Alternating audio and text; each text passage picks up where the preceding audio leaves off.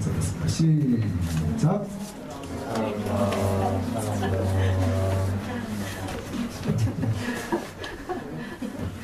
제 성격을 아시면 이렇게 또 이렇게 갑작스럽게 형식적으로 가지고 진심과 사람을 담아서 다시 한번 여러 사람을 보면서 들려드렸습니다. 사랑합니다. 시작. 사랑합니다.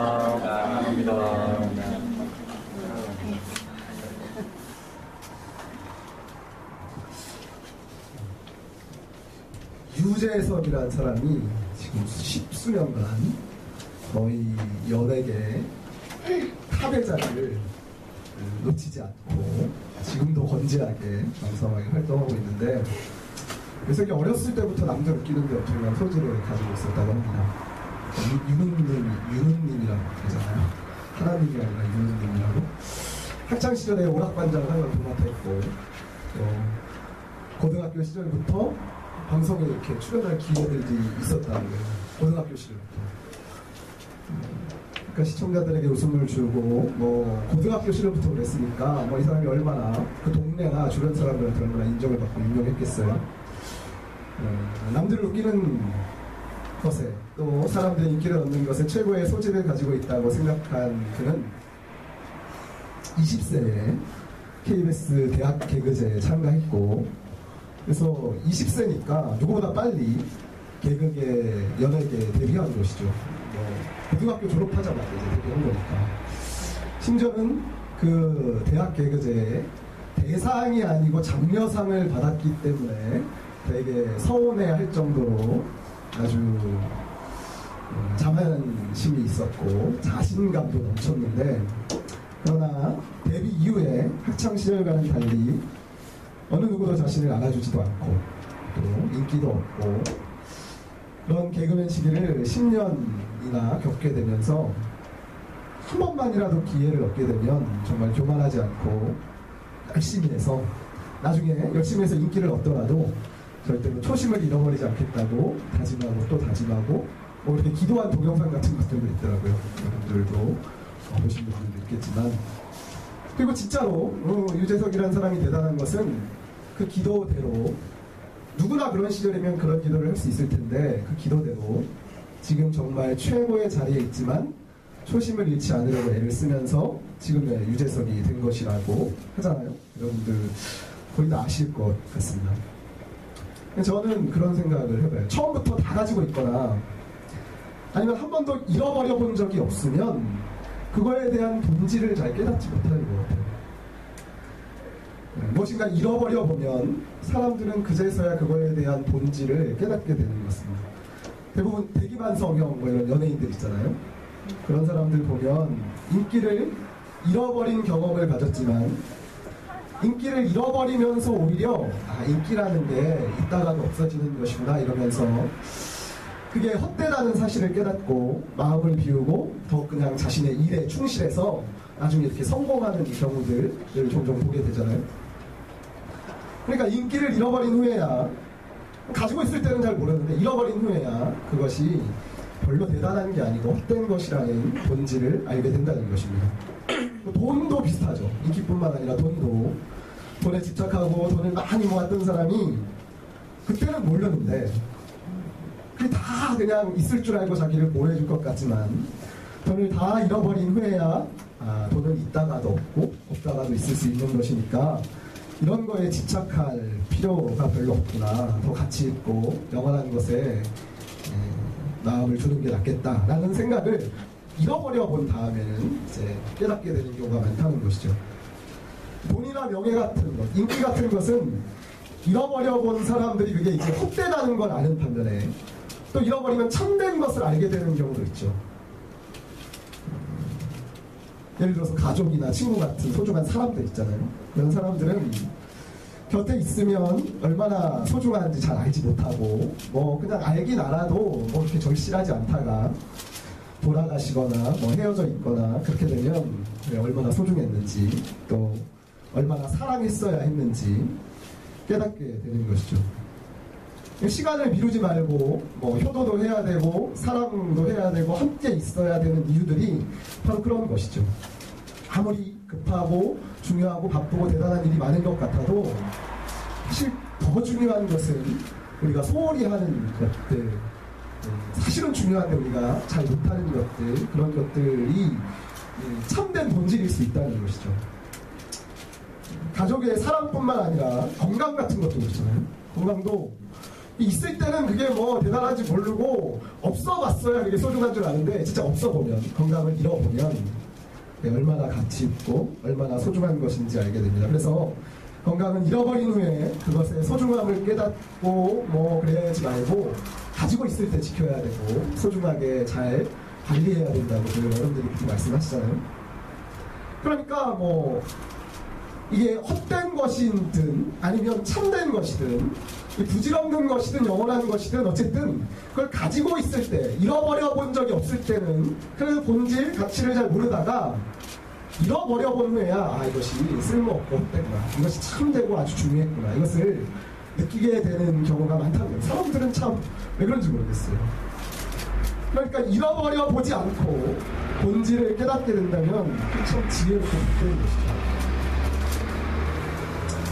그런데 돈이나 명예, 건강, 뭐 이런 것뿐만 아니라 사랑하는 사람이나 뭐 중요한 것들 정도가 아니라 자신의 생명을 잃어버리게 되면 얼마나 더 깊은 진리를 깨달을 수 있을까요?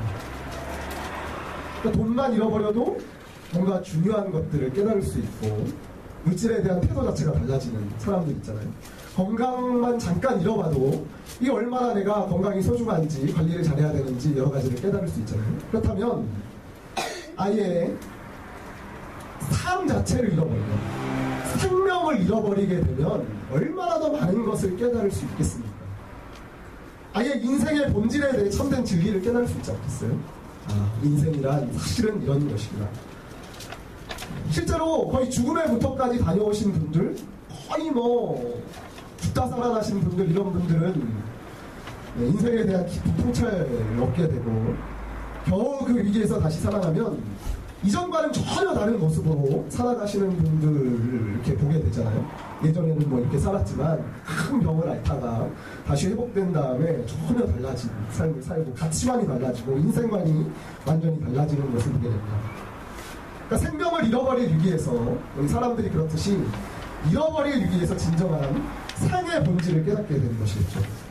그러니까 인생 전체에서 무엇이 참되고 무엇이 헛되고, 무엇을 과감하게 버리고 무엇을 소중하게 아껴야 하는지, 무엇을 위해 살아야 하는지 생명을 잃어버릴 위기에 처한다면 깊이 깨달을 수 있을지도 모르겠습니다. 우리가 죽어본 적은 없지만, 죽어보신 분이 있어요. 죽어본 적은 없지만 뭐 깊이 생각은 해볼 수 있을 것 같아요. 무엇이 참되고 또 무엇이 헛되는 것일까요? 무엇을 버리고 또 무엇을 위해서 살아야 될까?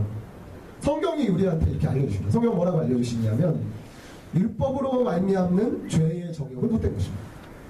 율법으로 말미암는 죄의 정욕들은 헛된 거예요. 죄의 정욕, 뭐 우리 육신의 이런 탐심, 정욕, 뭐 이런 것들이 헛되다는 거예요. 그것은 사람을 위해서 열매를 맺을 뿐이라는 것이죠. 율법 지키기 위해서 위축되면서 살고 겨우겨우 율법을 지키고 또 율법 규정에 되어있지 않은 것, 기록되어 있지 않은 것은 은밀하게 벗어나고 이거는 율법에 어쨌든 없는 거 아니야? 이러면서 이제 스스로 정당화하고, 우리 안에 그런 죄의 정욕이 있는데 그 율법으로 말미암는 죄의 정욕은 헛되다는 것입니다. 그러니까 좀 쉽게 더 풀어서 말하면 이렇게도 말할 수 있습니다. 억지로 하는 거 있잖아요. 억지로 하는 거. 원치 않는데 하는 거, 눈치 보면서 하는 거, 남는 게 없다는 것입니다. 뭐 간단한 원리죠. 누구나 다 알죠. 학교에서 정말 공부 잘하는 학생들의 특징이 뭔지 알아요? 선생님 눈치를 잘 안 본다. 선생님 눈치를 별로 안 봐요. 왜냐하면 그런 학생들은 선생님이 시키거나 뭐 부모님 때문에 공부를 하는 것이 아니기 때문이죠. 공부 잘하시는 분들은 아실 거 아니에요? 다 잘하셨죠. 네. 그런 학생은 자신을 위해서 공부를 하는 거죠. 자신을 위해서. 뭐 선생님이 내 인생 책임져 주는 게 아니라 부모님이 뭐 어떻게 하는 건 아니니까 그렇게 공부하는 것은 부모님이 감시를 하든지 안 하든지, 야간 자율학습 감독이 있든지 없든지, 선생님이 숙제를 내주든지 안 내주든지 자기가 공부를 해야 된다는 사실을 아는 것입니다. 그렇게 공부하는 학생은 쉬거나 놀 때도 담당해요. 그렇잖아요. 자기가 열심히 공부하다가 이제 더 공부를 하려면 좀 쉬어야겠다는 생각을 스스로 해서 쉬는 거니까 어차피 공부를 하는 것도 자신의 의지고 쉬는 것도 자신의 의지로 하니까 공부를 하든 쉬든 눈치를 별로 보지 않아요. 자기가 하는 것이죠. 마음으로 하는 것이죠. 반면에 공부를 못하는 학생들은 정반대의 특징을 갖게 됩니다. 선생님이 내주신 숙제만 겨우 억지로 해가든지 그것도 잘 안 해요. 그리고 자율학습 시간에도 감독하는 선생님이 없으면 막간짓 하다가 오시면 막 공부하는 척하고, 집에서도 부모님이 이렇게 옆에 있으면 좀 책 보는 척하지만 부모님 없으면 바로 또 다른 행동하고, 그 학생은 자신을 위해 공부를 하는 것이 사실 아니라 선생님이나 부모님 눈치를 보면서 억지로 공부하는 척하는 것이죠. 지난주 말씀을 인용하자면 그런 학생들은 마음으로 순종하는 것이 아니라 율법의 지배를 받는 걸 하시는 거죠. 지난주의 말씀이 그런 것이었잖아요. 육체의 생명을 잃어버리게 되면 그런 것들에 대해 깊이 깨달을 수 있을 것 같아요. 정말 원했던 일들, 또 가치 있는 일들, 그런 것들 하지 않은 것을 후회하게 될 것 같고, 남들 눈치 보지 않고 원하는 것을 담대히 하고 가치 있고 보람 있게 향한 일들은 잘했다고 평가할 수 있을 것 같습니다. 저희 반장로님이 자주 하시는 말씀 중에 그런 말씀이 있는데, 사람이 죽기 전에 후회를 하면 대부분의 사람들이 무슨 후회를 하는가? 그때 그 땅 꼭 사둘 걸. 그때 그 아파트 그 얘기 듣고 아파트에 투자를 했어야 될 걸. 그때 뭘 재산을 불려 놓았어야 됐는데 주식을 샀어야 되는데, 이런 후회를 하는 사람은 거의 없다는 거예요. 죽기 직전에 그렇게 후회하는 사람은 거의 없고, 대부분 어떤 후회를 하냐면 내가 그 사람한테 더 잘할 걸, 내가 그 사람한테 그러지 말 걸, 내가 그 사람을 더 사랑할 걸, 더 잘할 걸, 이런 것들을 후회해야 한다. 맞습니까, 장로님? 장로님이 하셨던 말씀 제가 제대로 옮겼습니까? 이런 얘기 여러 번 들었는데 정확하게 이렇게 기억을 한 건지 모르겠어요. 어쨌든 이런 말씀이었어요. 그리고 가장 후회하는 건 예수님을 아는 사람들이라면 예수님도 잘 믿을 걸, 이런 걸 후회하겠죠. 죽기 직전에 아마 누구나 다 그런 생각을 하게 되고 할 수밖에 없을 것입니다. 여러분은 죽게 된다면 무엇을 후회하고 무엇을 잘했다고 생각하실 것 같습니까? 근데 문제는 뭐냐면, 죽을 때 그런 걸 깨달을 수 있을 것 같은데, 죽음 앞에선 누구나 대부분 이런 걸 깨닫는 경우가 많은데, 문제는 아이러니하게도 죽을 때 깨닫는다. 삶이 끝날 때 삶에 대해서 깨닫는다. 참 아이러니하죠. 사람들은 인생의 참된 본질을 인생의 끝에서 깨닫게 되는 것이죠. 무엇이 참되고 무엇이 헛된지, 어떻게 살아야 하는지, 그냥 삶의 마지막 순간에 어떻게 살아야 되는지를 깨닫고, 인생의 마지막 순간에 인생의 진정한 방향이 어디였는지를 깨닫게 된다는 것입니다. 인생을 다 걸어온 후에 이제 길은 끝났는데 참된 인생의 방향가기를 알게 된다면 무슨 의미가 있겠습니까? 별 의미가 없죠. 그때는 더 일찍 깨닫고 알아야 좋겠죠. 그래서 좋은 방법은 뭐냐면 죽음을 미리 한번 상상해보는 거예요. 방금 제가 드린 말씀처럼 내가 죽으면 무엇을 후회하게 될까? 죽을 상황에서 이제 좀 있으면 숨이 가빠오고 한 몇 분만 있으면 코끝에서 호흡이 멈출 것 같은데, 그러면 내가 뭘 정말 잘했다고 생각하고 참 그거 집착하지 말걸, 이런 생각을 어떤 것을 가지고 하게 될까? 어떤 걸 잘했다고 생각하고 어떤 것을 못했다고 생각할까? 이런 생각을 미리 아주 조용히 진지하게 그런 생각을 고민하면 우리 인생의 방향을 잡고 또 우리가 어떻게 살아가야 하는지에 대해 바르게 정리하는 데 큰 도움이 될 수 있을 것 같아요. 근데 죽음 앞에서 어떻게 할까, 어떤 생각을 할까를 상상해보는 것만으로는 좀 한계가 있어요. 그렇잖아요? 그건 말 그대로 상상이잖아요. 생각만 해보는 거니까. 그래서 그런 상상을 해본다고 해도 많은 사람들은 여전히 헛된 것에 집착하고 쓸모없는 것으로 움켜진 손을 놓지 못한 채로 계속 살다가 죽을 때 이제 후회하죠. 상상 안 해본 건 아닌데 생각도 해봤었는데, 그게 정말 죽는 게 아니니까요. 죽는 것을 상상해보는 것일 뿐이니까. 그렇죠. 가장 좋은 방법은 무엇인가? 거의 죽음의 문턱까지 갔다 오면 좋은 것 같아요. 뭐 혼수 상태에 있었다든지, 뭐 중환자실에 들어갔다 나왔다든지, 식물인간으로 몇 년 동안 있다가 깨어났다든지, 뭐 이런 사람들 있잖아요. 그런데 삶의 좋은 방향을 정하기 위해서 그런 걸 겪어보고 싶은 사람은 아무도 없을 것 같습니다.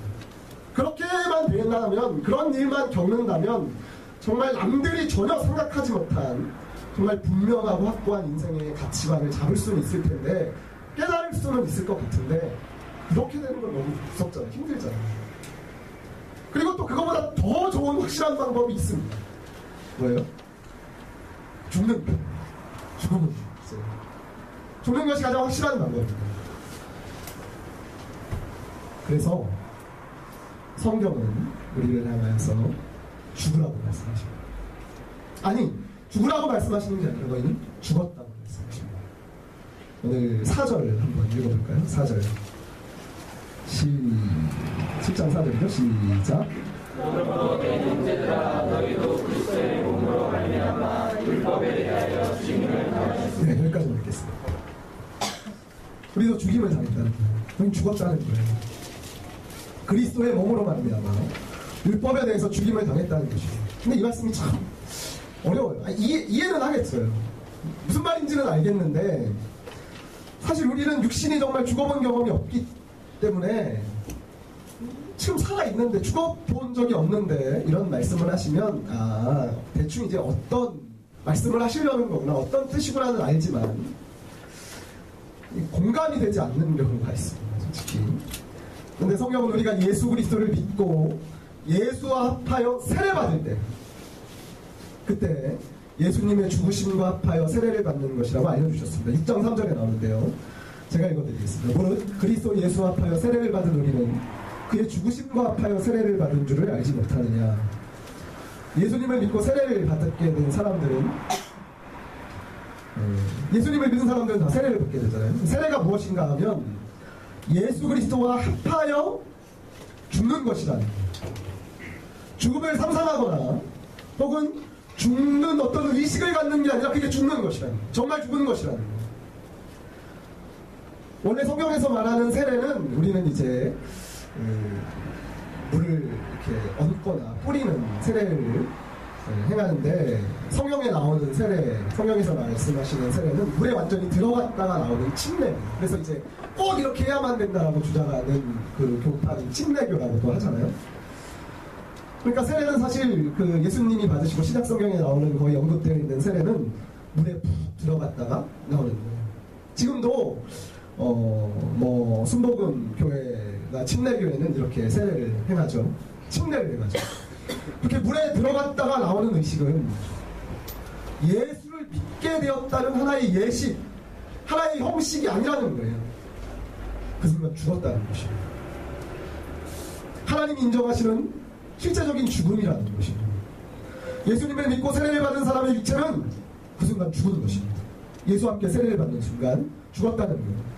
저는 그때 그래도 다 아는데 그래도 솔직하게 공감은 잘 되지 않는 면이 있어요. 잘 이해가 가지 않았습니다. 그냥 이렇게 말씀하시니까 그런 줄 알죠. 어떤 의미인지 다 알 것 같아요. 솔직히 죽지 않았는데 근데 죽었다고 말씀하시는 것에는 참 공감이 되지 않습니다. 그냥 하나님의 말씀이니까 그런 줄 믿고 뭐 하지만 깊이 공감이 되지 않는 면이 좀 있었는데, 하지만 저도 가끔 그런 생각을 해보기는 했어요. 그런 상상을 하긴 했습니다. 정말 제가 죽으면 어떻게 될까, 이런 생각. 하나님이 저에게 순교를 요구하시면 전 정말 죽을 수 있을까. 근데 신실한 기독교인들은 아마 성경 읽으면서 이런 생각들 거의 많이 해보셨을 것 같아요. 근데 저는 약간 더 좀 진지하고 깊게 고민을 했던 것이죠. 아마 목사니까. 아시는 분들도 계시겠지만 제 최종적인 비전 중에 하나가 또 순교이기도 하거든요. 그래서 언젠가는 죽어야지 뭐 이런 생각을 하는데, 그런 생각을 그러니까 깊게 해야 했어요. 뭐 여러 신앙생활 한 번만 한 게 아니라 뭐 제일 처음 신학교를 들어갈 때도 그런 생각을 해야 했고, 많이 준비를 해야 됐고, 또 결혼하기 전이나 자녀를 낳을 때나 그럴 때도 그런 생각들을 뭐 항상 하게 되더라고요. 근데 하나님이 내가 마음의 준비도 되어 있지 않았는데 그런 나라나 장소에 가서 선교하다가 죽으라고 말씀하시면 어떡하나 이런 생각을 하게 된 적이 있어요. 그러니까 지금 그때까지는 뭔가 제 계획이죠. 제 계획. 내가 순교해야겠다. 나중에 이렇게 인생의 방향을 잡아서 살다가 그때가 되면 내가 멋지게 하나님을 위해서 죽어야겠다. 뭐 이런 생각을 했지만 그건 이제 내가 계획이지만 갑자기 하나님이 내가 계획되지도 않았는데 마음의 준비도 아직 안 됐고 뭐 아직 아무것도 이뤄놓은 것도 없는데 갑자기 부르실 수도 있잖아요. 내 맘대로 되는 게 아니라 하나님이 부르시면 가야 되는 거잖아요. 이제 교회 개척해서 아직도 뭐 온전하게 든든하게 세워졌다고도 할 수 없는데 부르시면 어쩌나. 아직도 가르치고 훈련시켜야 할 성도들도 있고 아직 분명히 가르치지 못한 진리들도 많이 남아있는데 벌써 부르시면 가야 하나. 애들이 셋이고 아직 어린데 어린아이들과 아내를 두고 부르시면 어쩌나. 이런 생각들을 정말 진지하게 해본 적이 있는 거예요. 여러분 어떠십니까? 하나님이 순교의 자리로 부르시면 지금 부르시면 가진 모든 것들 지금 있는 자리에서 모든 것을 내려두고 하나님을 위한 죽음의 자리로 나아가야 하실 수 있으시겠습니까? 저는 어떻게 결론을 내렸을까요? 예전에는 제가 준비가 안 되어 있는데 부르시지 않을 것이라고만 생각했어요. 준비가 안 돼 있으니까 안 부르시겠구나 뭐 이런 생각을 했는데 언젠가부터는 제가 준비가 되어 있든 안 되어 있든 내가 원하는 시기가 아니더라도 하나님이 저를 부르실 수도 있다는 생각을 하게 된 것이죠. 아이들이 장성하고 교회를 든든히 세워놓고 하나님이 저를 부르시는 것이 아니라 갑자기 느닷없이 아무런 마음의 준비도 안 돼 있는데 하나님이 부르실 수도 있지 않겠습니까? 그러면 어떻게 해야 되는가. 저는 그걸 가지고 아주 심각하고 진지하게 오랫동안 기도를 해야 됐어요. 이상한 사람이죠. 아직 일어나지도 않은 일을 가지고 이렇게 뭐 난리를 치나. 저 나름대로는 이제 좀 중요했어요. 그 문제가. 이게 정리가 되지 않고는, 이게 확고하지 않고는 안 되겠다는 생각이 드는 것 같아요. 그래서 아주 심각하고 진지하게 오래 고민했는데 결론은 하나님이 부르시면 죽기로 결론을 내렸어요. 생각했습니다. 그렇게 이제 믿게 됐어요. 교회도 제가 세우는 게 아니잖아요. 교회도 제가 세우는 게 아니고 성도도 제가 가르치는 것이 아니고 하나님께서 세우시고 성령께서 가르치시는 것이라면 정도영 목사가 죽어도 누군가 또 그렇게 사용하실 수 있고 어쨌든 하나님이 여러분들을 책임지시고 좋은 교회를 책임지실 테니까 하나님께서 모든 것을 시작하셨으니까 이루실 것이다. 정도영 목사는 그렇게 뭐 잠깐 쓰임받았는지 뭐 끝까지 쓰임받았는지 모르지만 어쨌든 하나님이 하시는 일이니까, 하나님이 절대적인 주권 가운데 하시는 일이니까 내가 죽어도 하나님은 하실 수 있지 않겠는가, 이런 믿음을 갖게 됐고, 또 아이들도 제가 키우고 책임지는 것은 사실 아니잖아요. 하나님이 맡겨주셨으니까 이제 제가 해야 될 책임들, 의무들을 다 하는 것이지, 하나님이 지켜주시고 지금까지 보호해주셔서 애들도 지금까지 살아있겠죠. 그러니까 제가 죽는다고 해도 하나님께서 저희 아이들을 책임져 주실 것이라는 믿음을 갖게 된 것입니다. 근데 그런 믿음을 갖는데 시간이 엄청 오래 필요했어요. 이걸 가지고 정말 그럴까? 정말 그럴 수 있을까? 이게 어떻게 되는 것인가를 기도하고 또 고민하다가 나중에 이제 은혜를 많이 받고 이런 생각을, 믿음을, 확신을 갖게 된 것이죠. 그리고 지금은 아예 이렇게 생각합니다. 제가 지금은 맡겨주셔서 이 자리에 있고 지금은 맡겨주셔서 이런 일 저런 일들을 하지만 하나님 만약에 나를 부르신다면, 그래서 내가 하나님을 위해 죽을 수만 있다면, 그래서 내가 죽어서 없어지게 된다면 정도영 목사가 없기 때문에 성도들이 더 흩어지고 좋은 교회가 더 뭐 무너지고 애들이 뭐 엉망진창으로 자라는 게 아니라 하나님을 위해 죽었기 때문에 오히려 좋은 교회가, 오히려 성도들이, 오히려 자녀들이 하나님이 더 아름답고 귀하게 책임져 주시고 자라게 해주시지 않겠습니까? 하늘의 미랄이 땅에 떨어져 썩으면 많은 열매를 맺는 것처럼 예수님이 죽으셔서 온 인류를 거룩하고 영광스러운 하나님의 자녀로 삼으신 것처럼 그럴 수도 있지 않겠는가, 이런 믿음이 생겼습니다. 물론 이 모든 것은 상상일 뿐이고 정말 그런 부르심을 받게 된다면 정작 그 상황에서 제가 또 어떻게 말을 할지 그때 대봐야 분명해지겠지만 어쨌든 적어도 일단 마음으로는, 생각으로는 정리가 됐다고 합니다. 하지만 그렇게 정리가 되기까지 정말 여러 가지 많은 생각들이 필요했고 고민을 꽤 많이 했어요. 치열히. 생기지도 않은 문제인데, 이미 발생하지도 않은 문제인데 오랜 시간에 걸쳐서 치열하게 기도를 해야 됐다는 것입니다. 제가 죽으면 어떻게 되나? 정대영 목사가 죽으면 좋은 교회 어떻게 되는 것인가? 이제 장로님들과 성도님들이 모여서 이 교회 위해서 새로운 목회자를 모시기 위해서 기도하고 새로운 목사님이 오시는 것일까? 새로운 목사님이 오시면 좋은 교회를 더 잘 이끌어 주실 수 있을까? 우리 아이들과 아내의 생활은 평생 어떻게 되는 것인가? 아내가 일을 해서 돈을 벌면서 아이들을 키워야 되는가? 뭐 이런 생각들을 다 정리를 해야 됐어요. 그러니까 내가 하나님을 위해서 당장 죽을 수 있는가 없는가? 거기에 대해서 하나님 앞에 답을 하기 위해서 이 모든 생각들을 하지 않으면 안 되죠. 당연하잖아요. 죽게 된다면, 죽음을 준비해야 된다면 그런 생각들을 하게 되겠죠. 하지만 그럼에도 불구하고 여전히 저는 죽음을 상상한 거잖아요. 그냥 상상한 것이지 정말 죽은 것은 아니지 않습니까? 그래서 이렇게 고민하고 생각이 정리되기도 했지만 사실 오늘의 말씀이 이해가 되지 않는 부분이 여전히 조금은 남아 있었는데, 그런데 저와 비슷한 생각을 하신 분의 이야기를 들은 적이 있어요. 예전에 저희 교회에서, 좋은 교회에서 부흥회를 했는데 부흥회 강사로 오신 목사님이 저와 비슷한 고민을 하셨다는 말씀을 해주시더라고요. 말씀 가운데. 그리고 저는 그 목사님의 말씀을 듣고 오늘 이 말씀, 우리가 그리스도와 함께 죽었다는 것이 어떤 의미인가 조금 더 확실하게 분명하게 깨닫게 되었습니다. 그 목사님도 하나님 앞에 기도를 하시다가, 뭐 목사님이니까 기도를 늘 하시잖아요. 기도하시는데 어느 날 하나님이 한 번도 그런 말씀을 해보신 적이 없었는데 하나님 처음으로 갑자기 그런 말씀을 하시더라는 거예요. 너는 나를 위해 죽을 수 있느냐? 너는 나를 위해 죽을 수 있느냐? 하나님이 그 목사님한테 그렇게 물으셨다는 것입니다. 물론 처음에는 그 음성이 뭐 분명히 하나님 음성인지, 왜 하나님이 이런 말씀을 하시는지, 뭐 그게 무슨 말씀인지, 왜 죽으라는 것인지, 어떻게 죽으라는 것인지 뭐 이해하기도 어렵고, 그게 하나님의 음성이라는 확신도 뭐 없잖아요. 기도하다가 갑자기 그런 생각이 들었나? 내가 뭐 요즘 사도행전을 많이 읽어서 그런가? 뭐 이렇게 이제 생각을 하실 수 있었을 텐데, 하나님의 그 음성은 시간이 지나면 지날수록 분명하고 또렷해지고, 기도할 때마다, 기도하면 할수록 하나님께서 정말 그 목사님이 죽을 것을 지시하신다는 사실을 부정할 수 없게 되었어요. 내가 기도할 때 너는 나를 위해서 죽을 수 있느냐? 어디서 어떻게 죽으라는 말씀이신지는 모르지만 분명한 것은 어쨌든 하나님이 죽음을 준비하라는 것이라는 사실을 분명하게 깨닫고, 이 분명했고, 하나님은 너무 확실하고 뚜렷하게 그렇게 말씀하시죠. 기도만 하면 그 말씀만 하시는 거예요. 이제 시간이 지나니까 나중에는 기도해도 다른 기도는 안 나오고 계속 거기에 이제 너는 나를 위해 죽을 수 있다. 결국 목사님은 그렇게 오랫동안 그게 무슨 말씀입니까? 하나님 뭐 어쩌라는 것입니까? 기도하다가 그 내용을 사모님께 말씀드렸다는 것입니다. 그리고 그것을 들은 사모님도 목사님과 함께, 그 부부가 함께 오랫동안 기도를 해야 했고, 사모님도 결국 하나님 앞에서 당신이 그 말씀에 순종해야 된다고 결론을 내리고, 나중에는 그 목사님 부부가 자녀들을 모아놓고 자녀들에게도 그 이야기를 했다는 것입니다.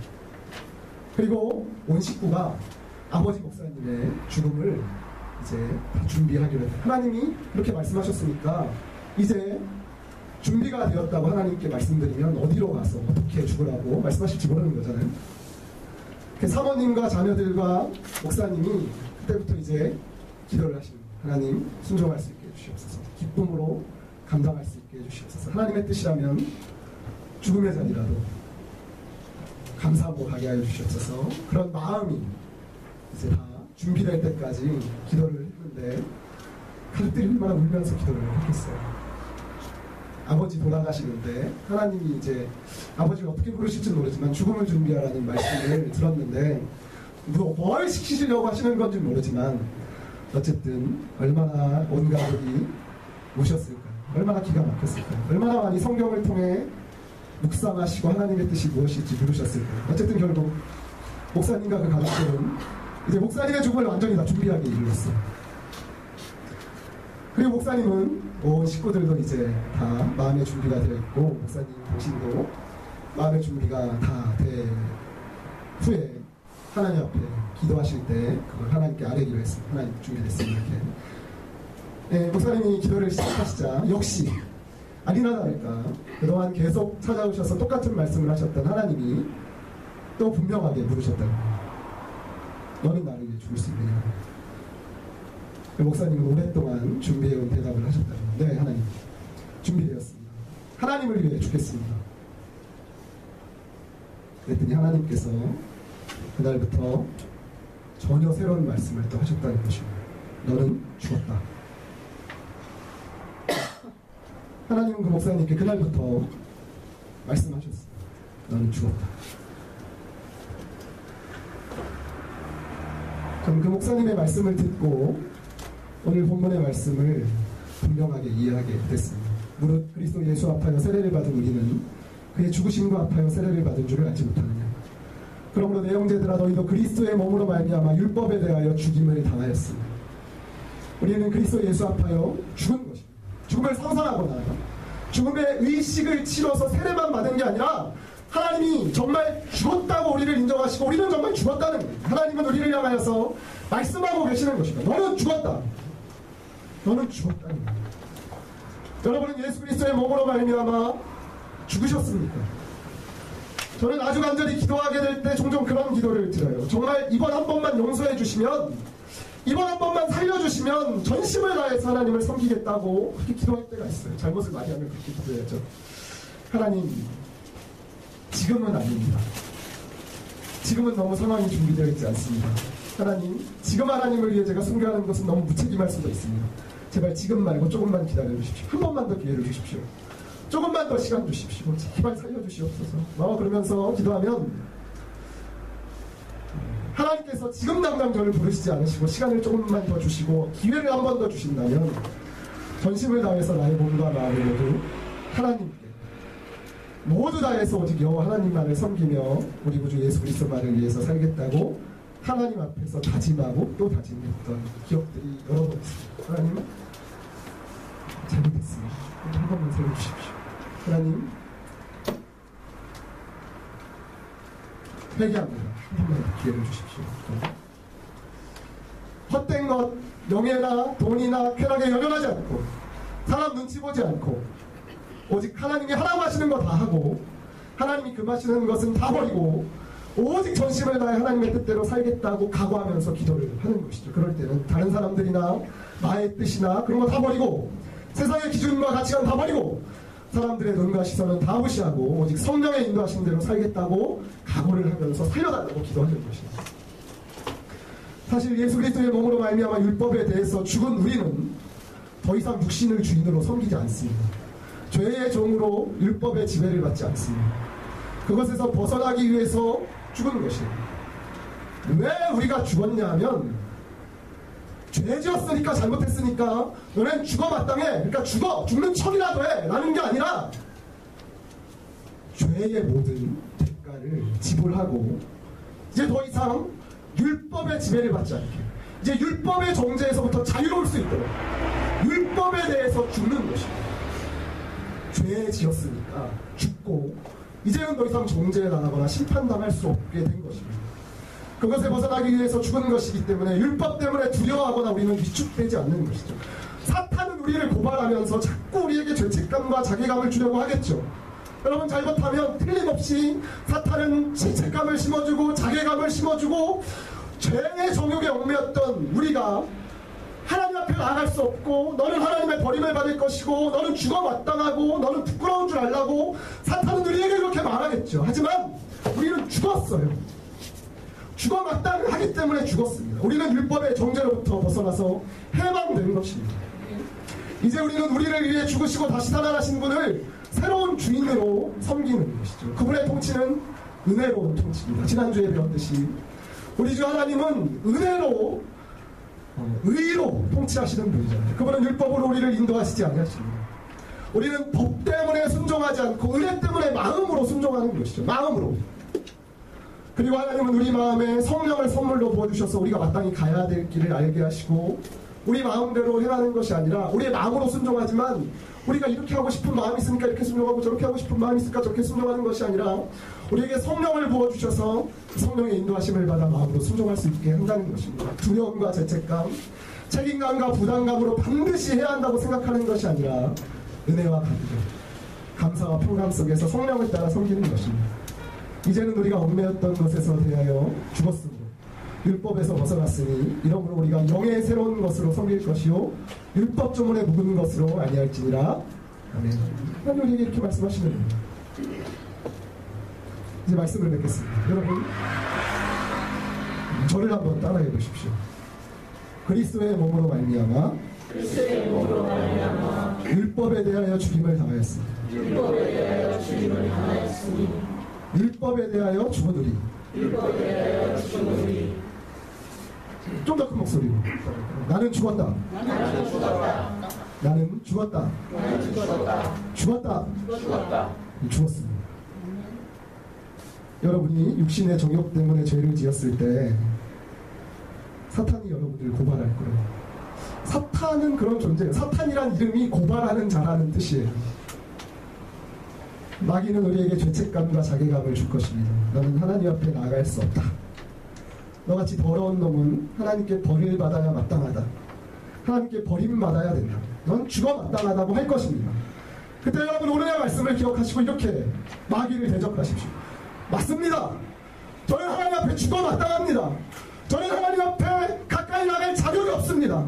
저는 하나님께 형벌을 받아 죽어 마땅합니다. 그래서 죽었습니다.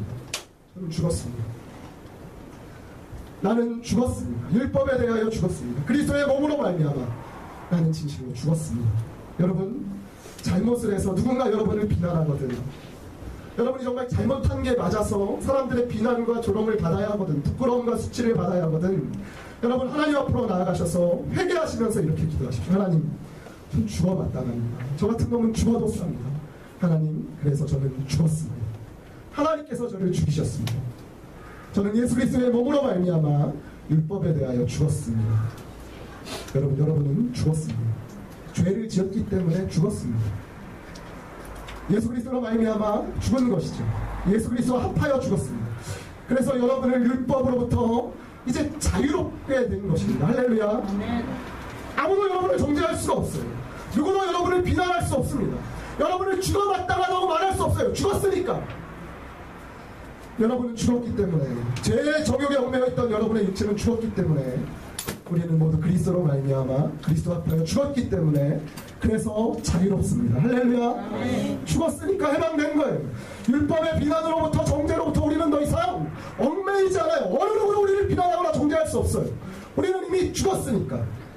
여러분은 이제 육체의 정욕을 따라 살지 않습니다. 아니, 살지 못해요. 왜냐하면 육체가 죽었으니까 육체의 정욕을 따라 살지 않습니다. 만약에 육체의 정욕을 따라 사는 모습이 내 안에 있는 것 같다, 죽음입니다. 여러분은 오직 죽었다가 다시 살아나신 주 예수 그리스도를 구주로 섬깁니다. 그분의 은혜로 다스림을 받습니다. 성령의 충만함을 받아 성령의 인도를 따라 살아갑니다. 여러분은 마음으로 순종하는 것이죠. 여러분의 몸은 그리스도 예수와 함께 죽었고, 여러분은 이제 여러분의 육신의 정욕을 따라 율법에 대해서 얽매여서 사는 것이 아니라 성령을 따라 마음으로 순종하는 삶을 사시는 것입니다. 율법 조문에 묵은 것으로 하는 것이 아니라 영의 새로운 것으로 하나님을 섬기는 것이죠. 여러분, 위축되지 마십시오. 여러분, 주눅 들고 죄 때문에 겁내지 마십시오. 여러분, 마귀가 우리를 고발하고 우리 안에 죄책감을 심어준다고 거기에 얽매이지 마십시오. 여러분들을 비난당하고 정죄당하고 여러분들을 고소하는 그 소리에 여러분들 흔들리지 마십시오. 여러분은 죽었습니다. 할렐루야. 여러분은 자유로우신 거예요. 여러분은 아무도 여러분을 비난할 수 없고 정죄할 수 없고 여러분을 심판하거나 죽일 수 없는, 이미 죽었으니까.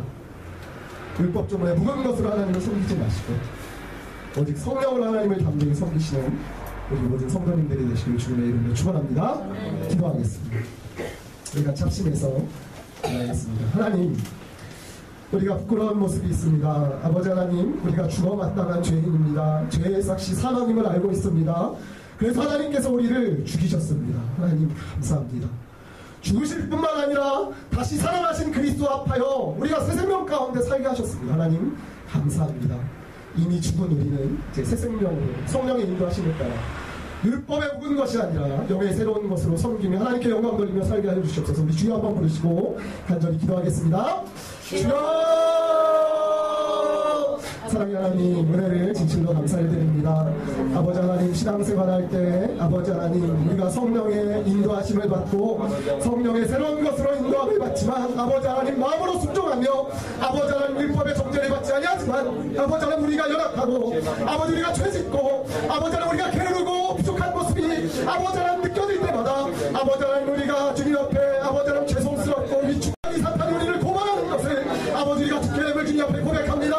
아버지 하나님 맞습니다. 우리가 연약합니다. 우리가 죄가 있습니다. 아버지 우리가 죽어마땅한 죄인입니다. 아버지 그리하여서 죽었사오니 아버지 하나님께서 그리스도 앞에 우리를 죽이셨사오니 아버지 하나님 우리가 율법에 묵은 것으로 섬기지 아니하고 영의 새로운 것으로 주를 섬기며 아버지 하나님 자유롭고 행복한 신앙생활을 하게 하여 주옵소서. 아버지 하나님께 영광 돌리게 하여 주옵소서. 온전히 주님께 영광 돌리며 아버지 성령의 인도하심을 따라 살게 주시옵소서. 그러므로 누구든지 그리스도 예수 안에 있으면 새로운 피조물이라고 말씀하시는 주님, 이제는 그리스도 예수 안에 있는 생명의 성령의 법이 죄와 사망의 법에서 우리를 해방하였다고 말씀하시는 주님, 우리를 해방시켜 주시니 감사를 드립니다. 우리의 연약하고 부족하고 죄로 죽어 마땅한 저희들을 정말 죽이셔서 해방시켜 주신 하나님의 은혜를 감사를 드립니다. 우리가 예수 그리스도 합하여 세례를 받음으로 그의 죽으심과 합하여 세례를 받게 하여 주시고 율법의 모든 얽매였던 것에서부터 벗어나게 하신 주님, 우리가 영의 새로운 것으로 섬기길 원하오니 성령의 인도하심을 따라 살길 원하오니 아버지 하나님 온전히 주께 영광 돌리는 거룩한 열매를 맺게 하여 주시옵소서. 아버지 위축되거나 주눅들지 않게 하여 주시고 아버지 두려워하거나 부끄러워하지 않게 하여 주시고 오직 예수 그리스도로 말미암아 아버지 하나님께 감사하며 담대하게 아버지 외치는 주님의 종들 되도록 인도하여 주시옵소서. 주께서 우리를 사랑하여 주시고 새 생명 가운데 살게 하심을 믿사옵고 감사드리며 예수님의 이름으로 간절히 기도드리옵나이다. 아멘. 찬송가 50장 보시면서 기도를 하나님께 드리겠습니다. 내게 있는 모든 것을 아낌없이 드리네. 사랑하고 의지하며 주만 따라 살리라. 주께 드리네. 주께 드리네. 사랑하는 구주 앞에 모두 드리네. 선포하겠습니다. 내게 있는 모든 것을 주 위에 드리네. 주의 성령 충만하게 내게 내려주소서. 주께 드리네. 주께 드리네. 사랑하는 구주 앞에 모두 드리네. 아멘. 이 들으신 예물 위해서 기도하시겠습니다. 하나님, 육신의 정욕으로 말미암아 율법에 얽매여서 죽어마땅한 저희들을 실제로 그리스도와 합하여 죽게 하여 주시고 우리의 정과 욕심은 그리스도와 함께 십자가에 못 박게 하여 주시고 우리가 영의 새로운 것으로 성령의 인도함을 따라 살게 하시니 감사를 드립니다.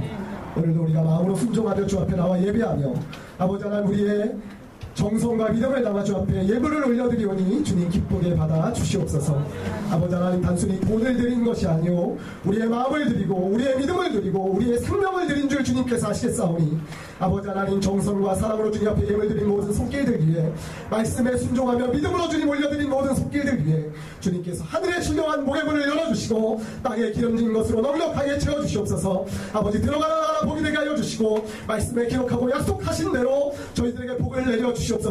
드려진 예물이 하나님의 귀하고 선한 아름다운 일 위에 아버지 하나님 아름답게 쓰여지게 하여 주시고 아버지 하나님 이것으로 말미암아 죽을 영혼이 살아나고 아버지 사람이 세워지고 하나님 나라가 확장되고 구원의 역사가 나타나는 하나님 나라가 임하는 놀라운 예물이 되게 하여 주시옵소서. 주께서 귀한 물질 아름답게 사용하여 주심을 믿사옵고 감사드리며 예수님의 이름으로 축복하옵고 기도드리옵나이다. 아멘. 알려드립니다. 좋은 일에 오신 여러분을 진심으로 환영합니다. 오늘도 예배 마친 후에 공준 직사가 파티로 진행되니까 우리 보고 순전한 마음으로 나누고 즐거움에 참여하시기를 바랍니다. 5월, 6월 행사 계획이 있는데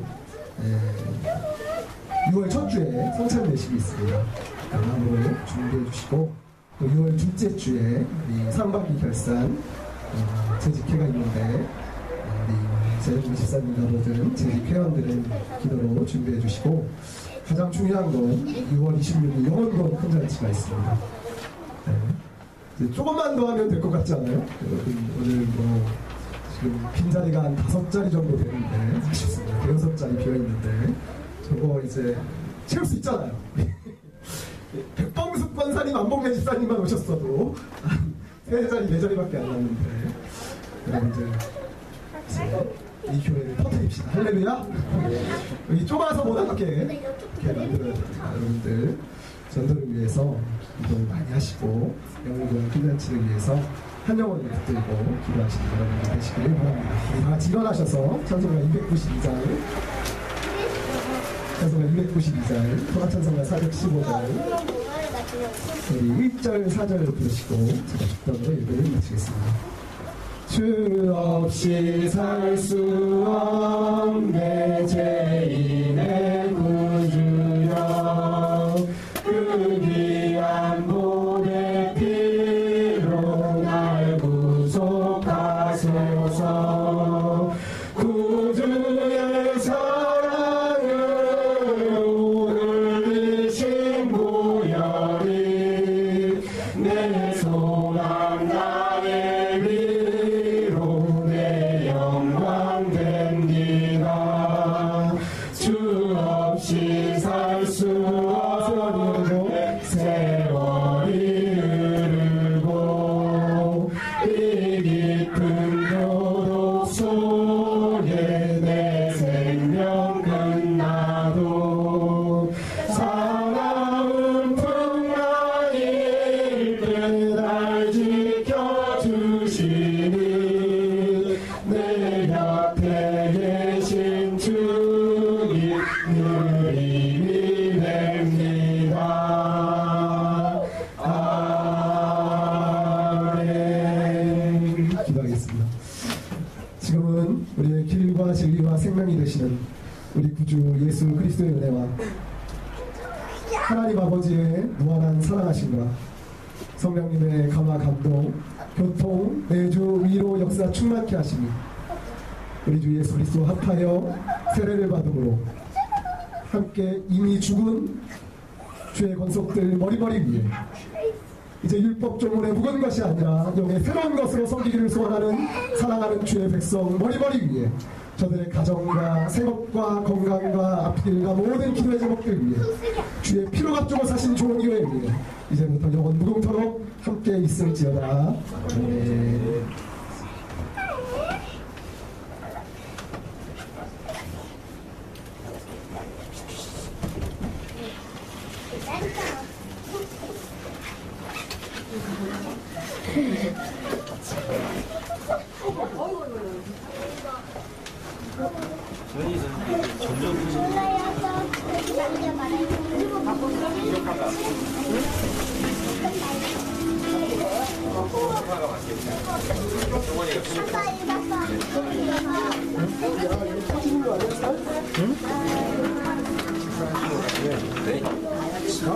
식사하시고 가세요. 밥 먹고 가면 안 돼? 농구 가야 돼. 야, 농구 하려면 밥을 먹어야 돼. 들어가세요.